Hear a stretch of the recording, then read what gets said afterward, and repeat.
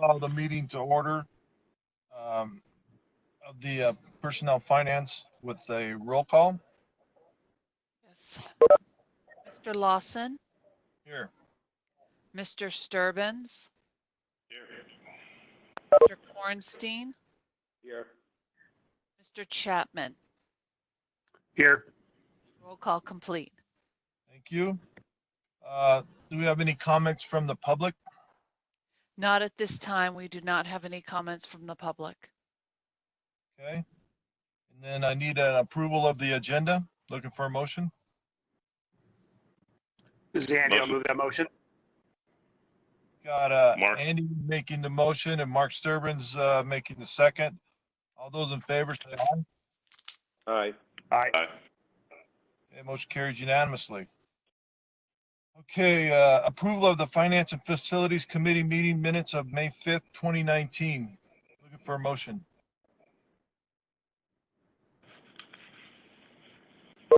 Was anybody, Ed, on the committee at that? Because I'm not on the committee, so I don't think I can make a motion on it. So let me ask Ben, you know what? I don't think that I was at that. Neither was I. I don't think anybody was. I think we're fine. We adjourned for lack of a quorum. I looked at those minutes this morning. We don't need to approve them. Can we just table this? Yeah, that's fine. So we'll table that. Okay, let's move on to presentation, discussion, and potential recommendation to the RSCVA Board of Directors regarding the RSCVA contingency operations plan and possible budget revisions for the fiscal year 2020-2021 for the Reno Sparks Convention and Visitors Authority. Take it away. Who's going to lead that off?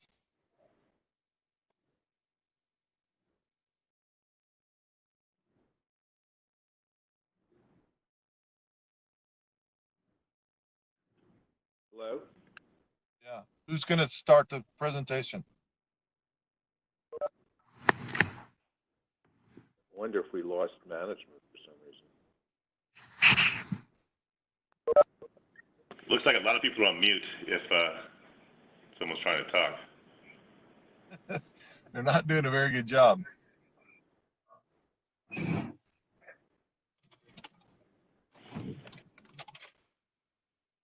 This is Robert Chisel. Sorry, can you guys hear me now? Yes. Okay. The joys of working through technology, I apologize. Hopefully everybody has the agenda before them, the PowerPoint that was sent out. Yes. Yes. Basically, we're going to just kind of walk through the PowerPoint and have a discussion of that. A couple of things that... I'll just come in and okay.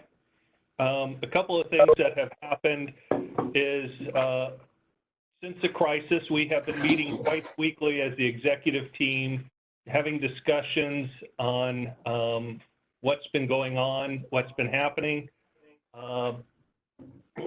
And so as we've gone through, we've discussed how this meeting will go forth and how the board will address these issues that we are having before us. So before you is first, we're going to address the requests from committee meeting members from our briefings, then agree on operational objectives, clarify our financial scenarios, and agree on a recommendation to a full board. And this is Jennifer. I guess my device was not working, so I'm 6 feet away from Robert. So for starting, we wanted to turn it over to Mike Larraguetta to talk about, give us a little bit of a update on the sales team activities. Again, we're on number 1, addressing requests from committee members. Mike? Good morning, everyone. For the record, Mike Larraguetta, Vice President of Sales. I just wanted to give everybody a general overview of what the team is dealing with during this time period for the months of obviously March and moving forward through June. So the primary the primary objectives of the team right now is we're managing 61 groups representing over 127,000 room nights from the period of March to June. Just to kind of put things into details and specifics, of those 61 groups, we've had 12 cancellations representing just north of 9,500 room nights. The majority of the time and the effort by the team is being spent on rebooking these groups. These groups that are being postponed that were due to schedule to meet in March and April are looking at dates further into the year. Of that segment, we have 23 groups representing just over 50,000 room nights. We still, as we speak today, have 26 groups that are scheduled to be definite. The majority of those groups and room nights fall in the month of June, about 66,000 room nights. And again, some of the groups that have canceled, or I should say postponed, not canceled, postponed, are looking to move into the June and July timeframe. We've been working diligently on the contingency plan as it relates to coming up with ways to be first to market when the recession when the COVID-19 starts to go into remission. We've been working with On Strategy and the remaining executive team to ensure that we are ready to go from the group standpoint. There's been constant communication with clients.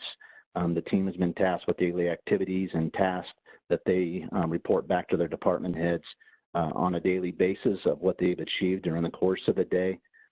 This applies to the tourism and team as well.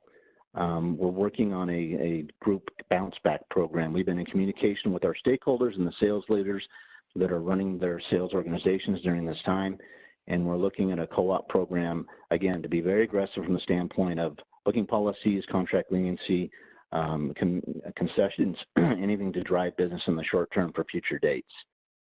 We also extend our assistance to the hotels in terms of, as their sales organizations are not at work, we want to be their voice and we want to be able to help them in any way as it relates to their direct clients or clients that they're having trouble getting a hold of.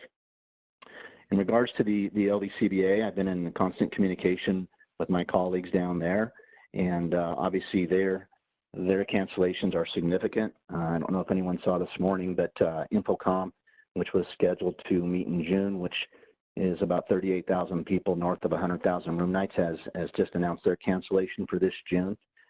They anticipate not having any activity in their facilities, the RSCVA facilities, until July. That being said, they've moved a lot of groups from the March, April, and May period into future dates, which could and may provide some opportunity for us in Reno Tahoe to be able to move some of those groups up north. They're obviously identifying groups that are larger programs, more room nights, and may have attendees that are a stronger demographic in terms of the stakeholders, and that may open up some opportunities for us. In terms of their staffing and where they are as of today, there has not been any changes to their staffing. They are obviously assessing that and looking at the opportunities as this progresses, but as it stands right now, there's no staffing changes today. That's pretty much an update as it relates to the group side. On the tourist side, Mr. Jimenez and his team are preparing for the opportunity to align with our third parties, our OTAs, and our wholesalers to ensure that we have programming in place that when, again, the COVID-19 goes into remission, that we are prepared to be first to market, to put opportunities out there and offers and co-op opportunities with our partners and our hoteliers. They're in constant contact with all the properties that are still open within Washoe County with the select services and providing that information to our third parties and our wholesalers should there be opportunity to sell rooms within those facilities. They're fine-tuning our email databases to make sure that we have a clean, concise list of our audience and who we should be talking to once we're ready to go back into the market. And I know Art and his team have been diligent in talking to all the major accounts and the Expedias and the Booking.coms of the world to ensure that that Reno is protected and that Reno Tahoe is ready to go when we're ready to pull the trigger. And that's my update on sales. I am going to jump into point 2, which is agree on operational objectives. This is Jennifer. You know, obviously these are unprecedented times, and I want to remind everyone that we are all doing the best we can, and the group and our board members all come from different perspectives, and we've been getting different direction from board members. So what we'd like to do is just kind of take a step back for a moment and settle on, if we can go to slide 2, we want to settle on really what are our objectives. We've put down 2 scenarios, and this will stimulate the discussion to kind of decide where the committee wants the staff to position itself. So one objective is what we're doing now, scaling back all of our operations, reducing all possible expenses, but maintaining business in rebooking as many groups as possible right now, trying to pick up groups that aren't able to book in a different market, and the marketing and tourism sales group building their campaigns to launch immediately when travel is resumed. Another scenario that has been presented to us is to pretty much conserve as much cash as possible and essentially shut down all operations except for the room tax collections. And I think, you know, I'd like to turn it over to the board, to the committee, to discuss this in a little more detail as to where you guys want to see the staff going. Jennifer, which slide page number are we talking about? Is it on? Yeah. I sent you an updated deck this morning. It's page 2, operational objectives, and we have it up on the screen if you are on the computer WebEx. Okay, I have it now. Oh, good. And we're seeking directions from this committee as to what to present to the board on Friday as to how our operations should be. What is our objective? So this is Mark from the Nugget. You know, the way I would foresee this, I think you have to do a combination of both. I think you have to take a really hard look at what path it would take to continue to rebook some groups, you know, on a temporary basis. You know, I think if you go down to just collecting tax, you put yourself in a worse situation going forward. But I think you need to set up a goal where, you know, I think your weekly operating nut was 3.4 million, like that. I think if you get that down to half of that, it extends the cash life of the company for another, I don't know, I want to say 4 to 6 months. Maybe Robert can give a better update on that, but that would kind of be what I would think would be the most prudent way to do things on a temporary basis, obviously trying to be able to rebound when things do rebound. Yeah, I agree with what Mark just said, and I would make sure that I really cut to the bone as much as I could what was staying in operation to rebook. I mean, I don't know the magnitude of what that responsibility entails, but it doesn't like it would take 12 salespeople as an example. I think it's under these circumstances, I think it's got to be the slimmest of all possible people, expenses deferred during this period of time, because the most important thing that we can do besides, you know, showing that we're still around to book future conferences, future convention business, which I think is going to be way out there. I don't think anything is really going to happen. I'm not even sure anything is going to happen in June, is just preserving as much cash as we can to stay in business long enough to have that opportunity, you know, to actually see these conventions coming back. So I'm in agreement with Mark, maybe a little bit stronger on the expense cutting side. I would think you could cut more than half of the 3.4 million, whatever the number is, and obviously we'd leave it to you to come back with something, you know, that reflects those details. So this is Andy. I'll weigh in. I'm probably more on the other side of Mark on, that we do have to obviously look at where we're doing cost recovery and cost containment. There's no doubt about that. We're all doing that. But as as the DMO and the official kind of protector of the Reno Tahoe brand, I think we got to be very careful that we are not cutting to the point where we can't, or we are not in position to recover once we see kind of the emerging out of this crisis. And, we don't know when that is right now, and that's a given, so we have to be conscious of that. But, we need to be ready for that time when we start peaking out of this. We need to be in communication with all of our client bases during this period of time, whether that's sales, either on the group or tourism side, as well as on the consumer side. I mean, right now it's vitally important to make sure that we are reaching out to our customer base, whether that's through social efforts and others that do take human resources to move, because we will get out of this at some point in time, and we need to be ready to capitalize on it at that point. So I certainly agree that we have to be very conscious of those expenses. I think from what I heard on our pre-plan or pre-meeting that we've done a great job in obviously holding everything right now, as many of us have. But again, we have to be ready to get back into that marketplace.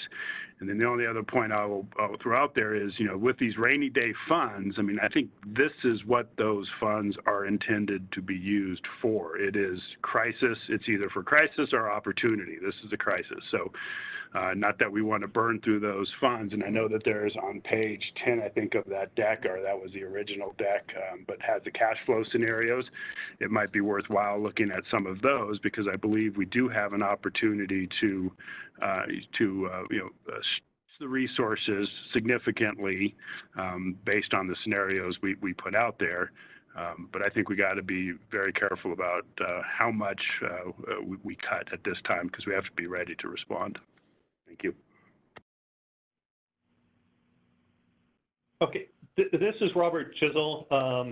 Just want to clarify the monthly expenditures. As we are ramping down our operations, it is, for the first couple of months, March and April, it is about $3.5 million a month, but we're shutting down our facilities. Most of our staff there has been furloughed.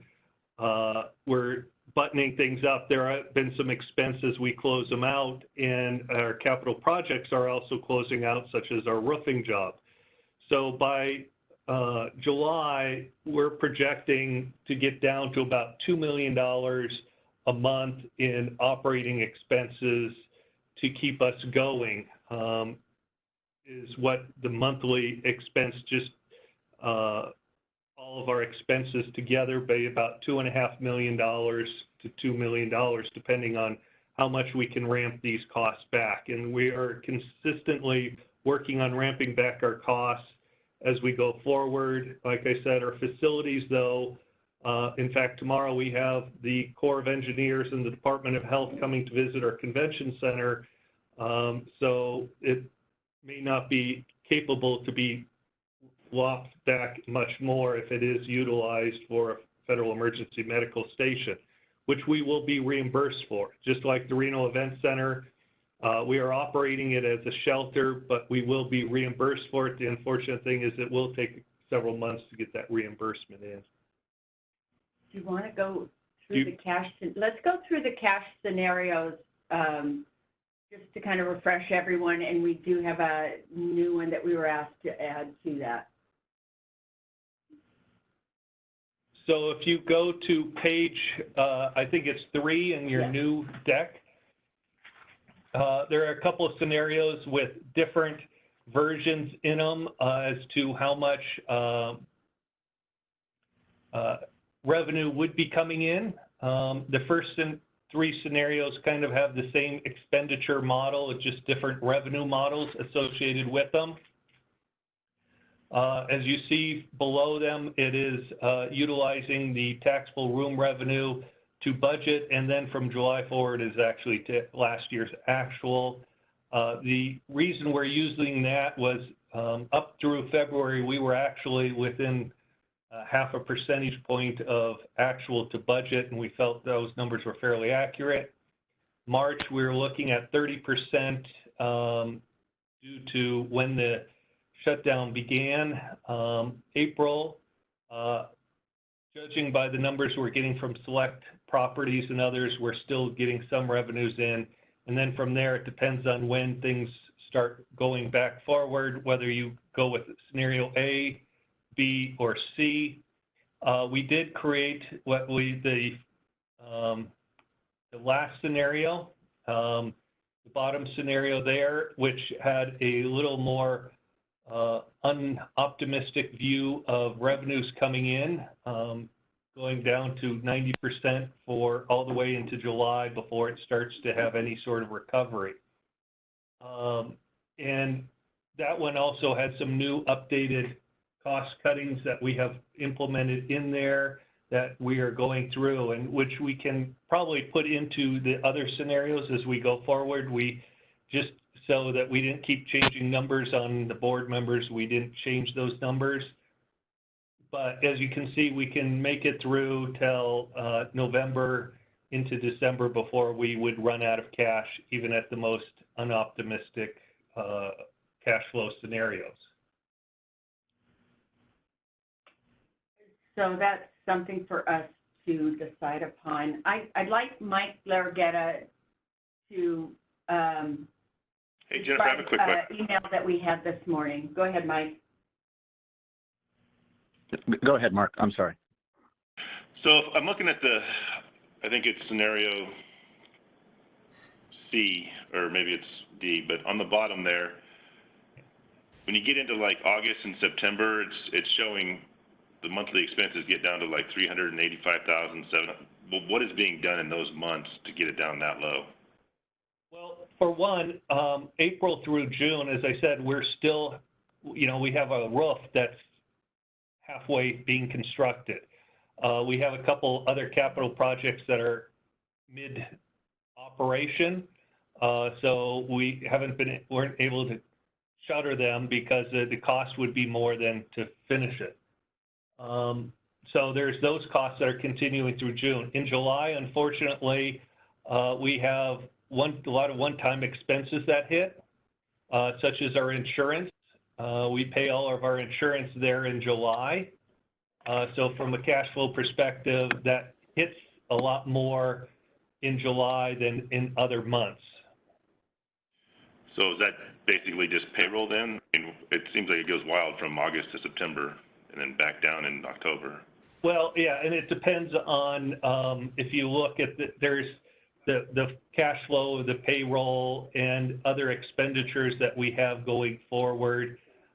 There are quarterlies that come through, and also depends on the revenue coming in. September is actually, August is a better month, even at 25% than September would be. So I guess my question is, I mean, in that outflow, has there been any labor reductions in there, or is that just the way that the expenses flow? That had a labor reduction of 20% of the executive team and a small number of other reductions. Got it. Okay, thanks. The fortunate or unfortunate thing, payroll is not a large portion of our budget. So if, for every 10% cut across the board, that equates to about $37,000 to $38,000 a month in savings on average. And this is Mike Larraguetta again. I just wanted to comment on what Jennifer was bringing up. So Mark and Don, obviously respect your opinions based on your experience and backgrounds in the hotel side. But that being said, I just wanted to express that obviously several of us have participated in times when the market was struggling or we were going into a recession or 2008. And obviously this is an anomaly. This is completely different. And we want to be fiduciarily responsible, but we also want to ensure that if we have the opportunity to have all hands on deck and be prepared and consistent communication with our clients, that we are being thought of and being put to the top of the list versus other destinations. And an example of that was this morning we received an email through our Denver office, our regional director, Alita Barrett, and she was communicating with a third party that represents the financial aids conference put on by the Department of Education, which Reno held this past December. We are in consideration again for the 2021 program. And just to refresh everybody's memory, that piece of business represents north of 15,000 room nights in December, with the majority of those room nights taking place midweek, which we all know how occupancy is in our market in December. The comment from the third party was that they weren't sure how many proposals they were going to receive because the due date was April 2nd, but because of our efforts, we were the only CBB in the only city to meet that deadline. Obviously, they have another day and a half, but as of today, Reno Tahoe is the only one through their work with the stakeholders and the bids that came in from the properties to submit that on time. So the hypothetical to that is, if that office would have been closed, or if we were down to a very small staff, would we be missing the opportunity to bid on programs like that represents in alone $1.5 million in room revenue, plus the incremental spend and the economic impact, whereas if we were on a skeleton crew, we may have missed that. So I kind of look at it as every single piece of business we potentially can touch and reach out to and maintain a relationship, and if we have the opportunity to do that based on our financial situation at the RSCVA, we should consider that. We should do that. We can't afford to miss an opportunity, and as Vegas turns back on, they obviously become very aggressive, as do other markets. I think we need to hold on to every single thing that we can, and that's through communication and conversation and relationship, and ensuring that those bookings that are on the books stay here, and those that we're talking to and the 10 active leads that we're working on right now, that we close that business versus not having a voice and not having someone to talk to those clients. Hey, Mike, I appreciate what you're saying, and you have a lot more, certainly, experience dealing with the sales staff and the flow of how this business works than I do. I'm reflecting what I know we're doing at Caesars and what people in the industry are saying. And the bet you're making is that by retaining whatever you want to retain, and I don't know what the answer is at this point from you, by retaining what you're retaining, you're playing a very, very tricky game, because I don't know what happens to an agency like this if we run out of money. And if we run out of money before we have an ability to see a big snapback in business, which I can tell you we're not seeing happening this year, period, this year. Doesn't mean we won't have some business, but there is going to be a very slow ramp up in Las Vegas. And as I said when we had our pre-call on Friday, and because you've experienced this, the primary markets are going to be super aggressive. And while I respect that we want to keep Reno Tahoe, image in the marketplace, we have to do it on a highly budgeted basis, in my opinion. It's just one person's opinion. I'm not saying it's right, but from my perspective, we've got people to stay in the game. So we need as much runway as we possibly can have. And if we're going to spend undue amounts of money, and in the next 90 days, there's going to be very little happening. I mean, even people, and even if they rebook, it doesn't mean they're going to then not rebook later, because people are going to want to see how things are rolling out, whether companies are trying to conserve money, people don't want to travel, et cetera. So, I don't know enough of the detail to know what the exact answer is, and there is no exact answer. I just want, you and the management team to understand this is a tension, this is a delicate balance between staying alive and, really thinking we're going to get enough business to justify whatever it is we're going to keep moving here. And maybe, part of this is, what are your X number of best market opportunities, and you keep those people active, or maybe there's a way to have one person be responsible for more markets, because it's not like there's going to be a lot of activity. So I would think one person could cover more turf electronically. Most of these offices, I have to believe, are closed right now, meaning they're working remotely. Right, and that's correct. They are, and I respect your opinion, Don. I do. I just, having been in this market for a long time and knowing how the business that we have is just so critical to our success, that we need to keep what we have. And I have thought about, to your comment about revising our territory, because as you know, we have 8 regional directors spread throughout the territory in critical markets for us. If we were to reduce that territory and expanding people's number of states that they're responsible for, the only thing that does, obviously, is there is the relationship factor, which does have some value, but again, they're still representing the destination.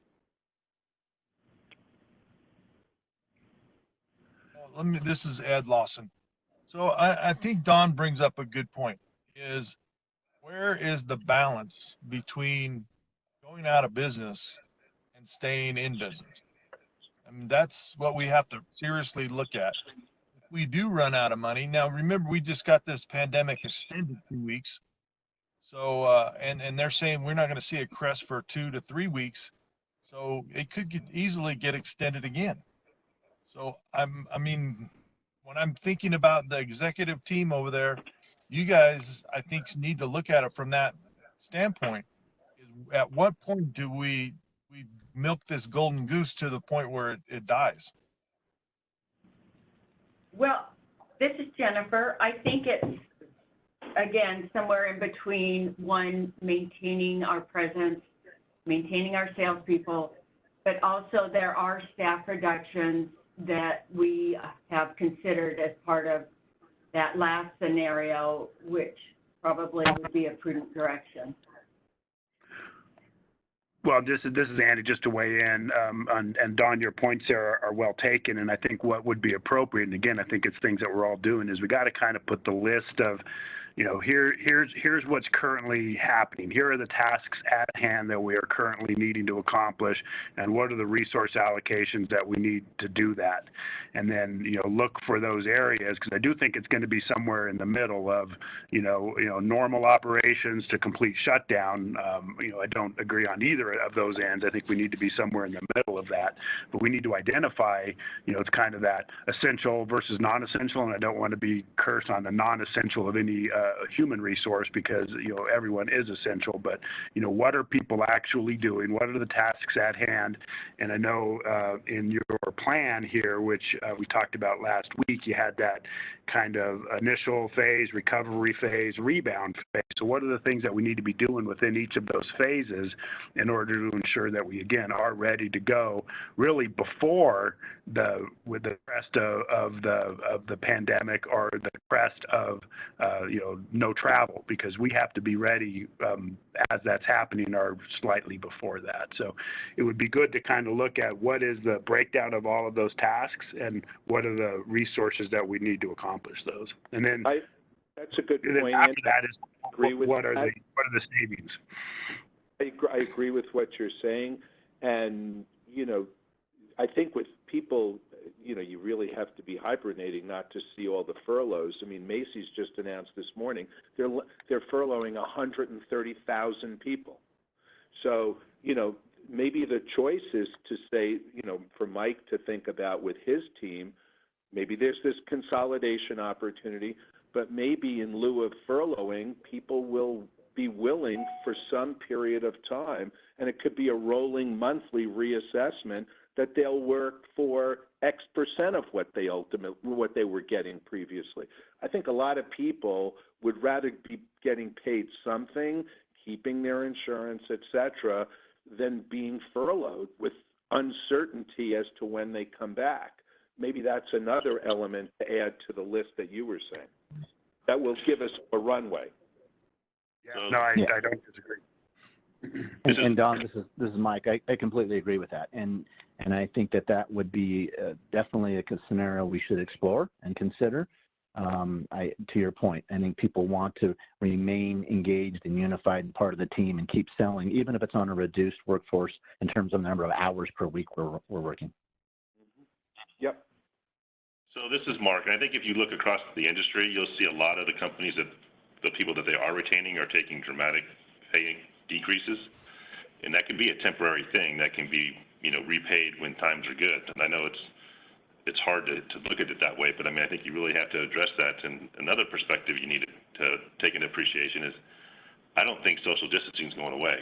So even if we are allowed to open back up in, say, June or July, how many of your groups would be able to operate with people having to be 6 feet away from each other and having to have the social distancing practices in place? I mean, I don't know that youth athletics will be able to compete this summer.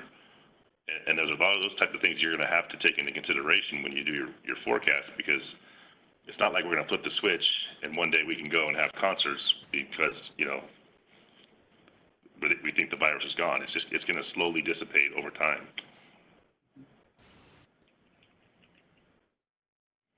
Well, we can put a scenario together if you guys would like, reflecting a decrease in pay for all employees. Happy to do that. Well, I think, but also, Jennifer, you know, I think this is Andy again. I think it's also we have to do that analysis of, you know, what are those critical components that need to be happening, you know, short term, medium, short term, and then into more of a summer situation. Because there are things that need to be done. And again, going to what Mark was saying, is there an opportunity to make some adjustment legally? What are the ramifications of furloughing some piece of pay to be paid later? I don't know what the legalities of that are, but I think we need to consider what those critical elements still are.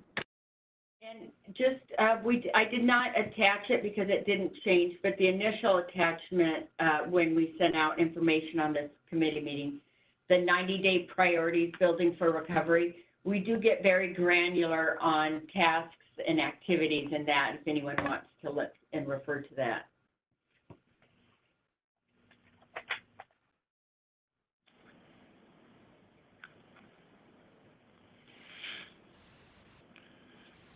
So, I mean, I think we've had a pretty good conversation. What do we think the next steps are here?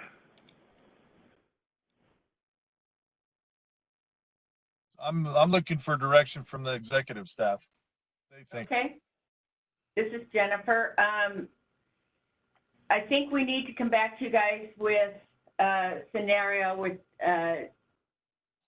not discounting, but decreasing employee pay, some possible furloughs, and we've looked at our expenses. Robert? Yeah, I mean, we can continue to look at our expenses.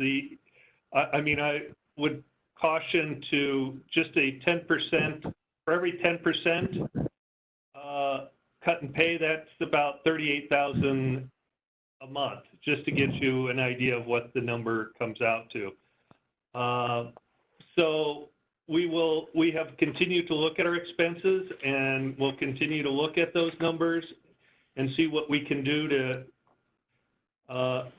shut down as much operations as we can. One of the areas I would bring up is, we do have a lot of facilities. Unfortunately, the Reno Event Center and the Convention Center are not really set to continue to operate. Do we want to do something with the Livestock Event Center, and then unfortunately the bowling stadium, I can't turn the heat and humidity off without damaging the lanes.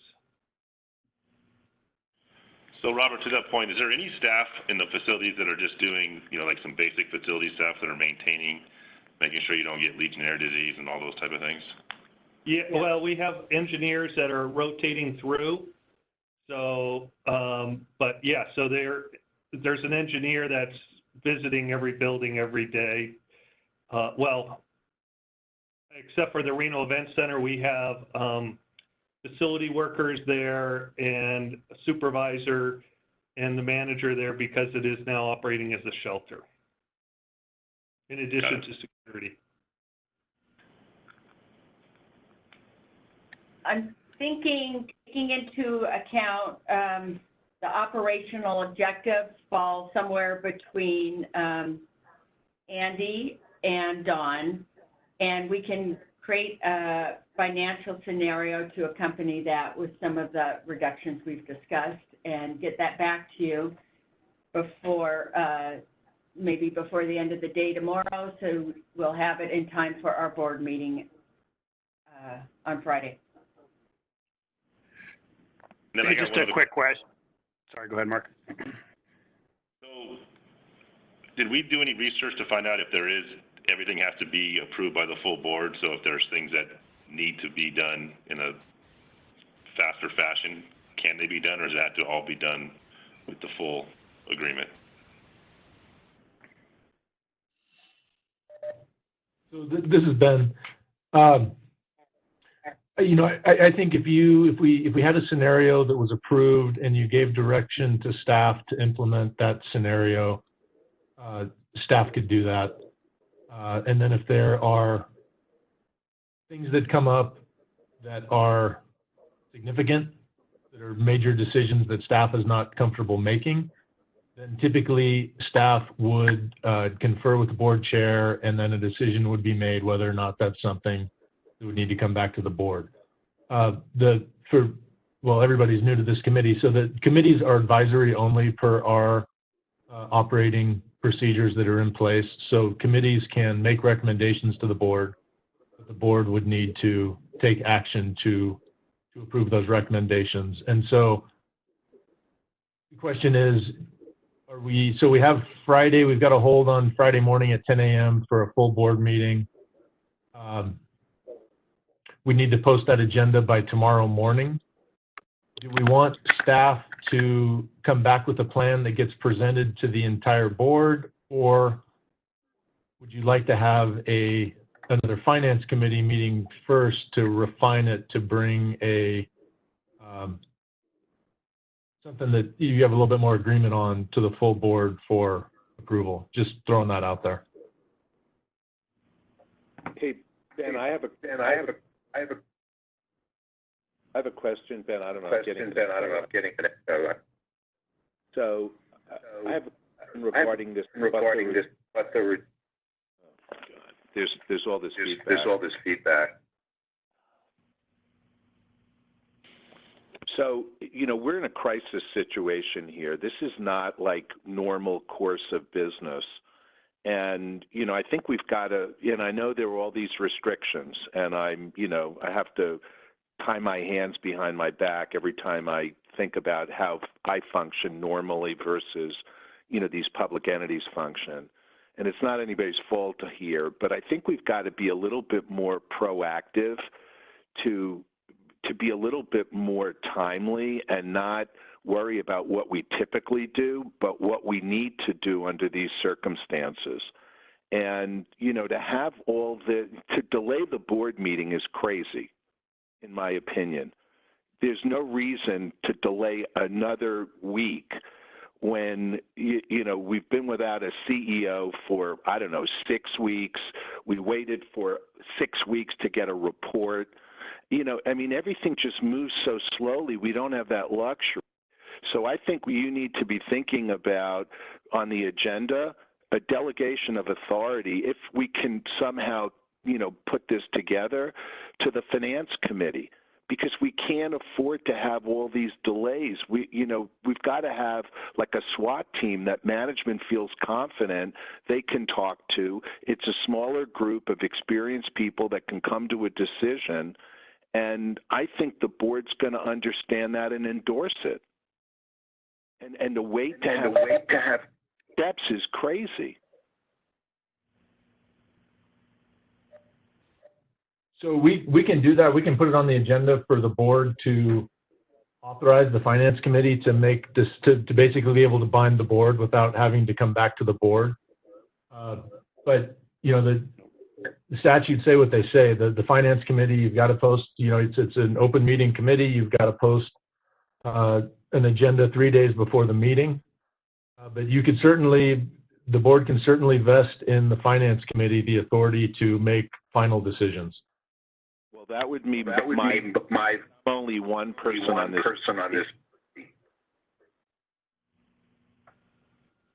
Ben, this is Ed. So, well, I think, Ben, just put it on the agenda for Friday, and we'll discuss it with the whole board. If the board chooses to give the finance committee that authority, then they can. If not, then they won't, and we'll figure out where to go from there. I have a feeling that they will agree to it, because I think Mr. Kornstein's right. We do need to be a little more agile, but we also, this board meeting on Friday. Oh, yeah. If we have to put in some wide-reaching agenda items so that we can basically turn on a dime based on the conversation, I'm going to leave it to you guys to word it so that we're legal. But, just give us a lot of latitude on all of these scenarios to discuss at the full board. Yep, we can do that. Okay. Now, I have to apologize. I have to go to a EOC meeting. I'm representing the city of Sparks with our one death yesterday. Obviously, things have kind of gotten serious in our area, so I'm going to get off the line now, but I'm going to look forward to getting back with all you guys Friday morning. Thanks, Ed. Good luck.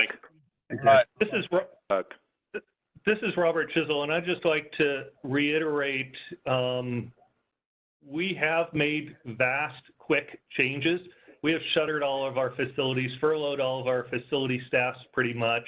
Stopped all of our marketing. Stopped all of our marketing. We've cut $7.8 million out of a 4-month budget. We have been canceling every contract that we can. We've canceled capital projects. We've gone back and tried to see what other capital projects we could reduce. So, I mean, cutting $7.8 million out of a 3.5, 4-month budget has been a pretty quick mobility. The one area that probably we haven't done yet, granted, is looked at reduction of staff, but that's a little more drastic, and we wanted to have input from our committee and our board. Hey, Robert, this is Andy again. Just one other question, and this is on page 14 of the deck. It's the budget through June 30th. I had a couple questions on that. I don't know if you can move the. Yeah, there you go. Yep. So I have 3 questions on the expense side of this. I'm trying to understand supplies and services and why those have stayed so high. And I guess what I would point out is the payroll part of this, or the human resource side of this, and related expenses are really one of the smaller buckets. So I have one question on the supplies and services. What keeps driving that expense? Also, special projects, particularly in April, that large 353. And then my final question, the third question, is on debt service. Is there any opportunity to, from a legal standpoint, to delay any debt service in order to put those funds in a resource as well? Well, starting with the supplies and services, a lot of that is the facilities, actually. The facilities, even though they are closed down, there were costs incurred, such as tents, temporary labor for Safari Club that the bills had not been paid, and ASM is in the process of paying them. So that's part of the delay, is just as we are closing down the facilities, there is a delay in those bills coming in. A number of their employees, though they're all mostly furloughed, are utilizing their sick and vacation time to maintain their health insurance during this period. So there is still those costs incurred there. As far as special projects, I believe if we go back, those were special projects that had already been incurred. So that we still, unfortunately, those services were rendered. And so we're that's why March, April, it takes a while to slow this down. This is on a cash flow more than a accrual basis. And then as far as debt, I have talked to our bond advisor. Our bonds were issued through Washoe County who actually issued the bonds. It was not issued through the RSCVA. It was issued through Washoe County on our behalf. So if we had to defease the bonds, that would be, or get some sort of stay on them, it's going to be a little more complicated. She is looking at that as we speak, but I can't answer that without getting a legal opinion from our bond counsel as to whether we can do that. We have gotten a stay on the additional 15% reduction of debt we usually do. That'll save us a few $100,000, but that's all. Okay, thank you. I think, is that it? I couldn't remember if there was another part to the question. Nope, you hit all three. Thank you. Okay. So this is Mark. I just wanted to respond to your comments. I mean, no one's suggesting that you guys haven't done a good job already. I think you guys have been proactive as you can possibly be. I think what we're suggesting is this is a lot more serious than people want to realize. And I think it's going to take a lot longer than people want to realize to recover. And I think, from my perspective, and again, this, one person's opinion, everything you can do to sustain the longevity of the company needs to be a priority while still, trying to secure some future business and keeping those relationships open. And I think you can do that on a significantly reduced payroll model, with the expectation that there's make-backs and things regain back to a normal operating situation in the future. And once you get more stable, you can always go back and take care of people that had to be, reduced in salary and all those types of things. I just think right now time is of the essence, and cash is probably the biggest asset that you'll have.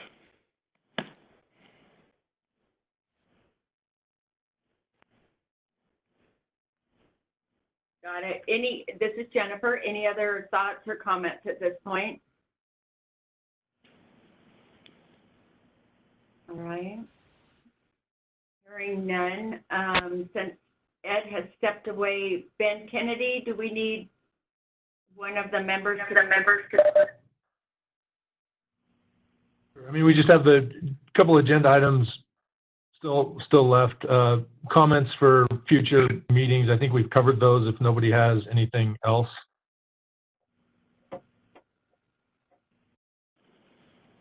No. I'm good, thank you. Okay, and then just for the record, Corey, there's no additional, we haven't received any other public comment. No public comment at this time.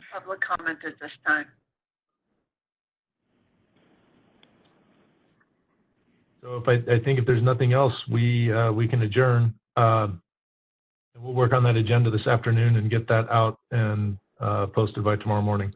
You're talking about the board agenda? Correct. Okay, and you're going to have of CEO or that aspect on the board agenda? Sorry, Don, you cut out there. Can you say again? This whole connection is really frustrating. I'm getting so much feedback on my phone.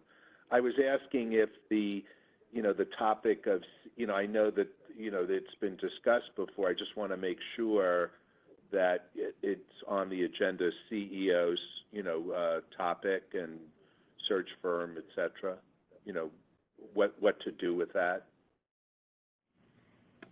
Because we have this leadership, and we only gave a 30-day authorization to our chair and vice chair, which, and I was, I made my point well known at the meeting, and I agreed to the 30 days. I think we've got to bring that back up, especially if we're going to authorize the finance committee. I think, to me, that's really where the rubber's going to meet the road here. And we've got people who've got all kinds of other responsibilities to the community, and I'm not being sarcastic, but I mean, look at Ed. Ed had to leave this meeting after 45 minutes. And I get it. He's got other responsibilities. We just have to be able to function and make decisions quickly. and this is not that big of an organization, that should be problematic.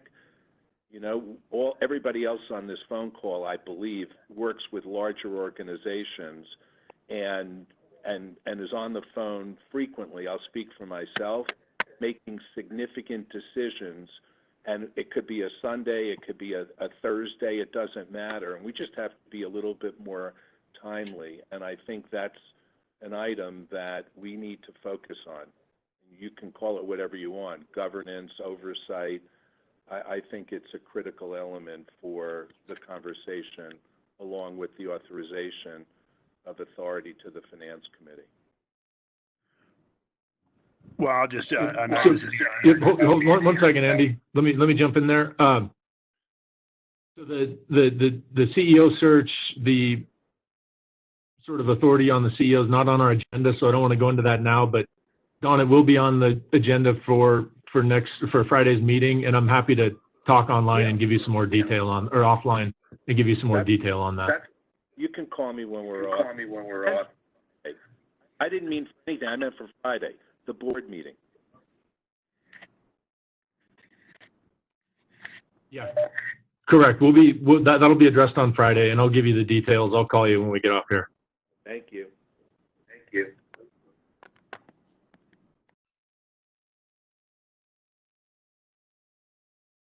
Andy, did you have a comment?